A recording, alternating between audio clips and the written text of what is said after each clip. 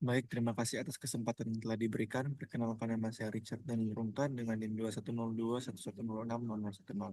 Saat ini saya akan mengerjakan praktikum multimedia pada modul yang ketiga, atau kalau pada PDF-nya yaitu modul kedua tentang HTML dan Bootstrap. Pada modul ini, kemampuan akhir yang diharapkan mahasiswa mampu mengenal framework Bootstrap dan mahasiswa juga mampu menggunakan framework Bootstrap. Mahasiswa memahami definisi dan bentuk multimedia. Mahasiswa mampu membuat sebuah program singkat yang menggunakan audio dan video. Pada modul ini, terdapat dasar teori yaitu pengertian Bootstrap, ada juga file-file Bootstrap, dan ada juga contoh penggunaan Bootstrap, dan ada juga contoh grid pada Bootstrap, di mana ada juga kelas-kelas pada grid yaitu XS untuk ponsel, SM untuk tablet, MD untuk layar desktop, dan LG untuk layar desktop besar.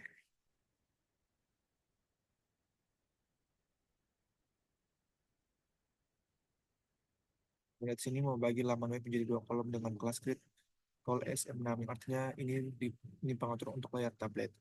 Lalu bagaimana dengan layar desktop? Pasti layar desktop laman web ini juga akan terbagi dua kolom karena pengaturan dalam kelas grid ini bersifat naik ke atas. Artinya kelas grid MD desktop dan LG desktop besar akan mengikuti pengaturan kelas SM, sedangkan kelas XS tidak mengikuti aturan.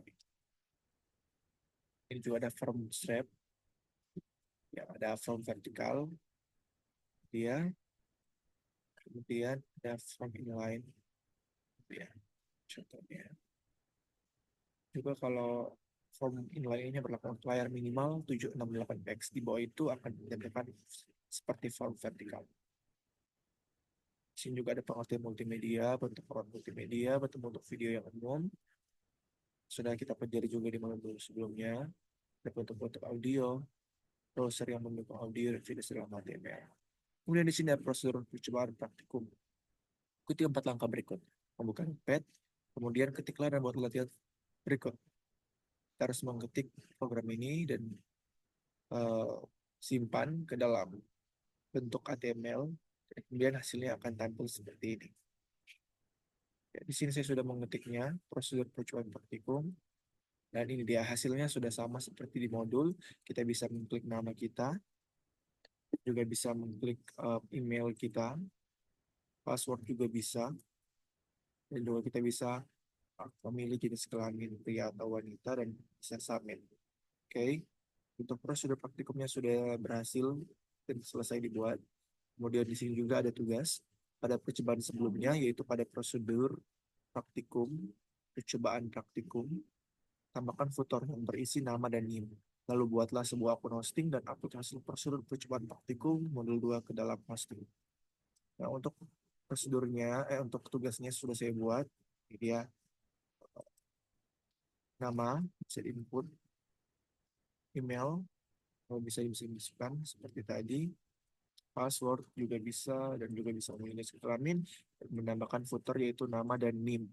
Namun, bukan hanya sebatas memasukkan nama dan NIM, harus di hosting juga. Dan saya juga sudah menghostingnya di GitHub. Ini dia, your site is live at HTTPS. Sudah berhasil di hosting, jadi bisa diakses secara online. Bisa kita nama Richard, email, password, bisa kita masukkan, jenis kelamin bisa kita pilih, dan kita bisa klik submit, dan di posisi ada footer yang berisikan nama saya dan NIM saya. Dan untuk programnya, itu bisa kita lihat di sini ada HTML, ada bagian head-nya, bisa kita lihat pada bagian head, ada meta name viewport. Ini untuk apa? Untuk memastikan web yang ada itu bisa diakses di semua perangkat, responsif. Dan juga di sini ada title yaitu Design Bootstrap. Nah, kalau title itu dia itu ada di bagian sini. Bisa kita lihat kalau kita klik sini akan muncul Design Bootstrap ya. Ini dia. Oke. Kemudian di sini ada link rel. ya untuk menghubungkan kita dengan Bootstrap file CSS-nya. Jadi ya, ada banyak sekali ya Bootstrap CSS-nya. Kemudian ini untuk JavaScript dari Bootstrap-nya. Bisa dihubungkan, kita bisa menggunakannya. Ada banyak sekali. Oke, lalu kita masuk ke dalam body. Di sini ada div class container. Kemudian untuk kontainernya itu pada kontainer ini dibagi menjadi role SM10. SM itu berarti untuk tablet, penguatan untuk tablet. Dan 10 berarti itu ada dari 12 grid yang terbagi. Kontainer ini memakai 10. Jadi masih ada sisa tinggal sedikit yaitu 2 grid yang tidak dipakai. Kemudian di sini ada formulir untuk mengisi nama, tidak bisa kosong. Kemudian ada formulir untuk mengisi email dengan format yang harus benar sesuai dengan format email. Kemudian di sini juga ada password, uh, formulir untuk menginput password, di mana ketika kita menginput passwordnya, secara otomatis passwordnya itu akan tidak ditampilkan atau disembunyikan. Ini contohnya.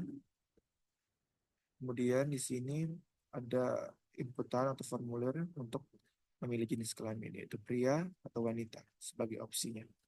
Kemudian di sini ada button submit dengan tulisan submit dengan pengaturan atau dengan settingan buttonnya itu button primary yang dari Bootstrap-nya.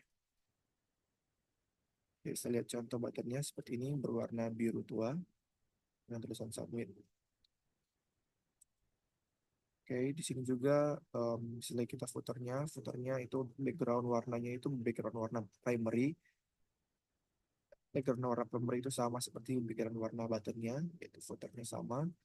Kemudian bisa kita lihat juga di sini ada text white, artinya tulisannya itu berwarna putih, dan juga ada text center, di mana teks yang ada itu dia berpusat di tengah atau dia tampil dari tengah, bukan dari samping left atau dari kanan, right. Dan juga di sini ada paddingnya yaitu sebesar 3 dan marginnya 5. Tuh, untuk ukuran ini ya, jarak antara submit di sini juga untuk ukuran ini dia backgroundnya, padding dan marginnya. Kemudian di sini ada paragraf yang berisi nama dan NIM saya. Kemudian selesai untuk penjelasan coding pada tugas modul 3. Dan sekian penjelasan dari saya. Maaf apabila ada kesalahannya. Semoga penjelasan saya dapat dimengerti dan dipahami oleh kita semua yang menonton video ini. Terima kasih.